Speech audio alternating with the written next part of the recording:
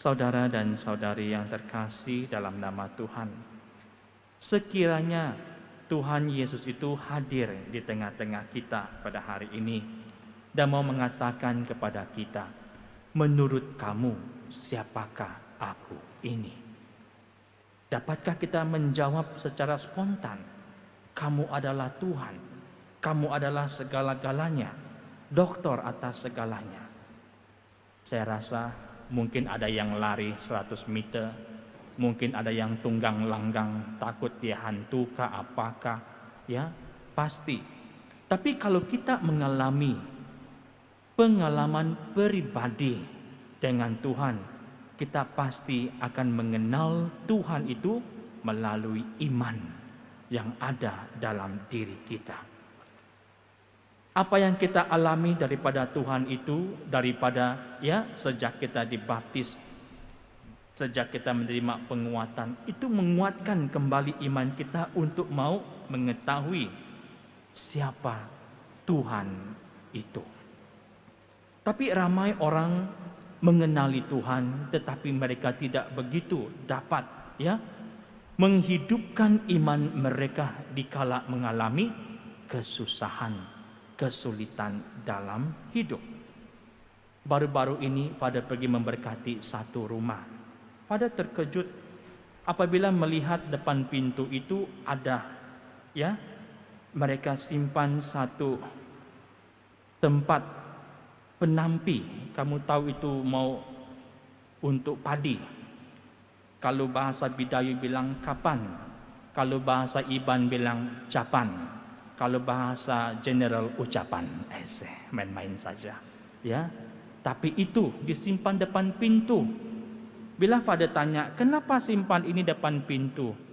Father, orang bilang kalau hantu datang, hantu itu akan kira setiap petak itu sampai dia lupa, balik lagi kira 1, 2. Kalau dia lupa, dia kira lagi 1. Sampai pagi dia tidak jadi masuk dalam rumah.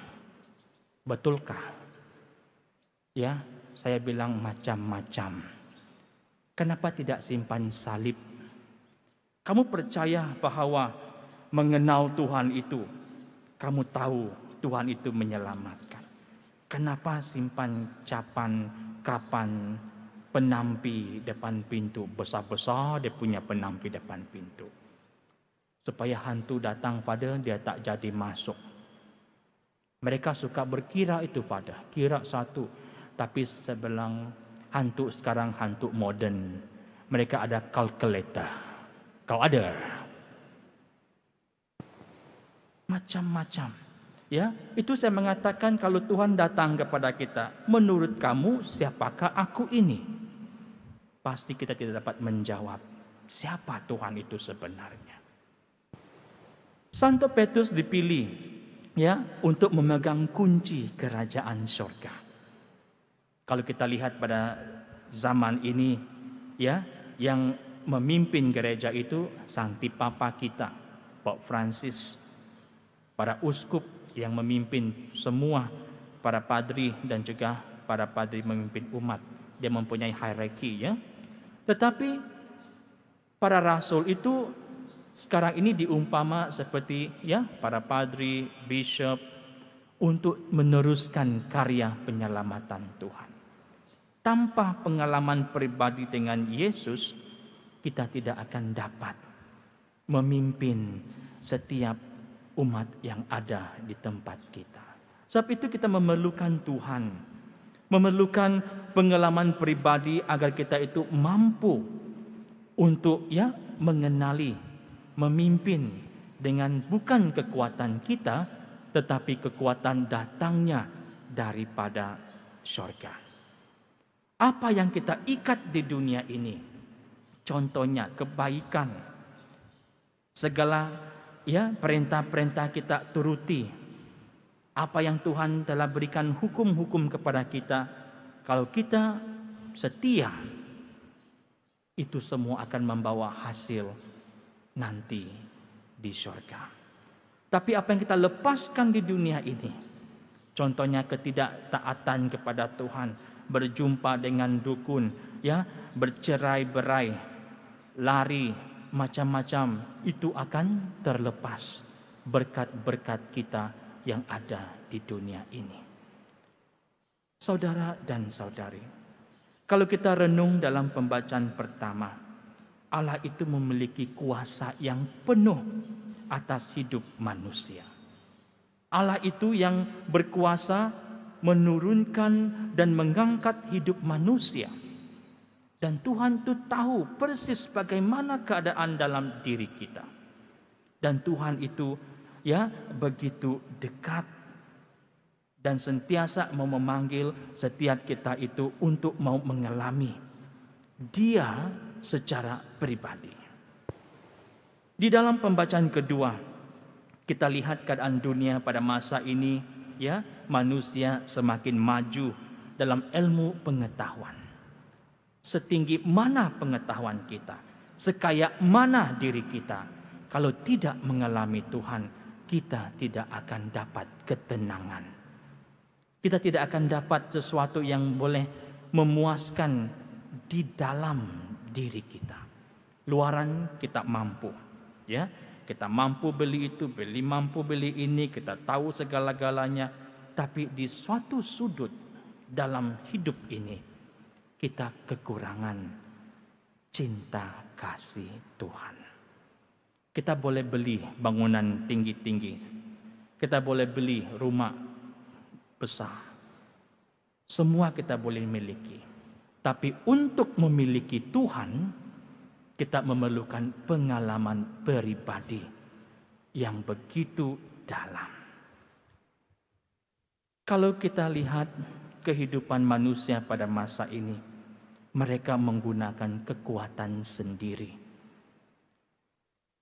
Menggunakan apa yang mereka tahu yang boleh memuaskan diri mereka. Saat itu banyak penceraian berlaku. Banyak orang yang mau ikut cara sendiri, kesombongan. Banyak orang yang mengamalkan kedukunan. Pada ada satu pesakit datang kepada Father. Saya tanya, kenapa perut kamu semakin membesar? Dia bukan mengandung dia lelaki. Tidak tahu Father, dokter mengatakan tidak ada penyakit. Sudah scan, sudah masuk teropong sampai dalam perut, sampai di usus.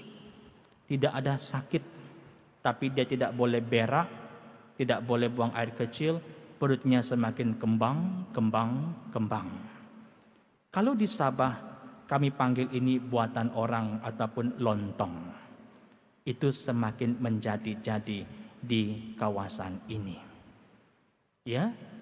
Apabila orang itu mempunyai musuh, mereka menggunakan ini untuk mau menyakitkan seseorang.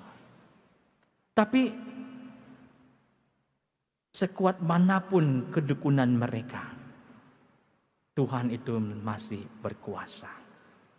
Tuhan itu mempunyai kuasa yang luar biasa untuk mau melenyapkan segala kejahatan ini. Satu syarat, kita kena percaya. Tapi ini tidak.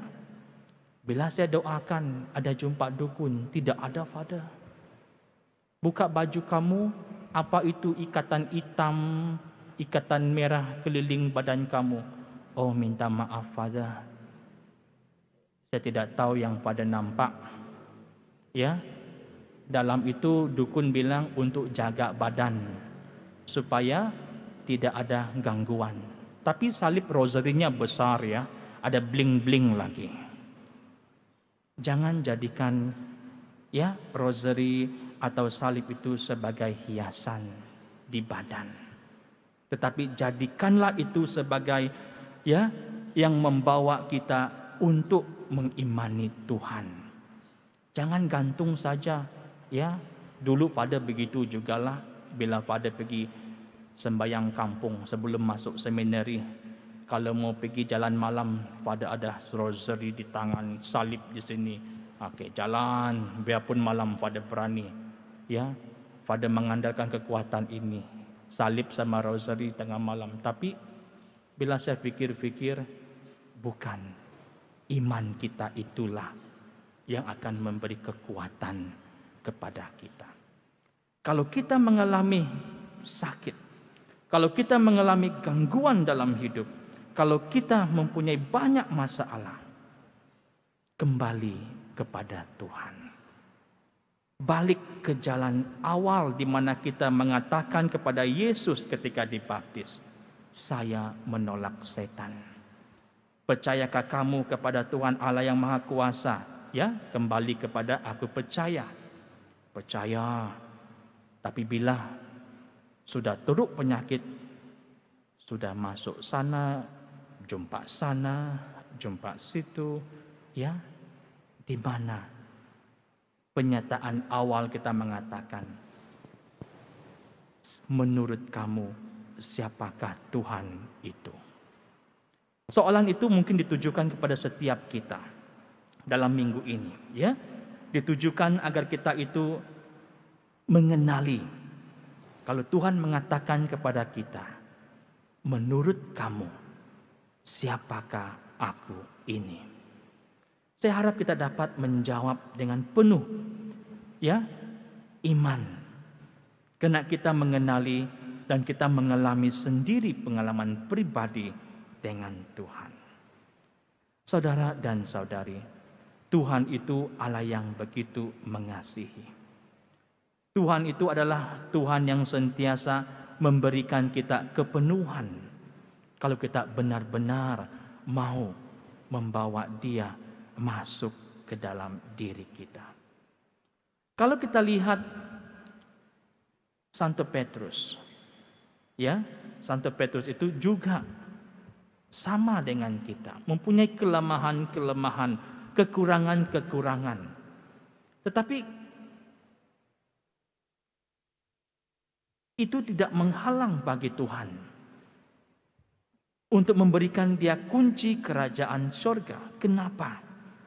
Karena dia mampu untuk mau, ya, memberikan segala kelemahannya itu, kekurangannya itu, segala ketidaksempurnaannya itu kepada Tuhan untuk diubah.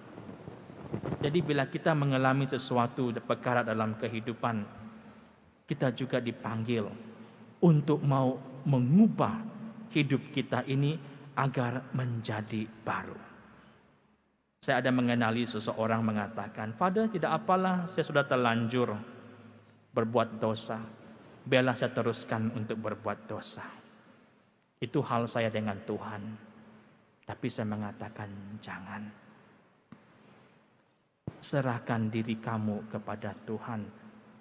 Rendahkan diri kamu kepada Tuhan dan percaya Tuhan akan memberikan apa yang kamu inginkan dalam kehidupan.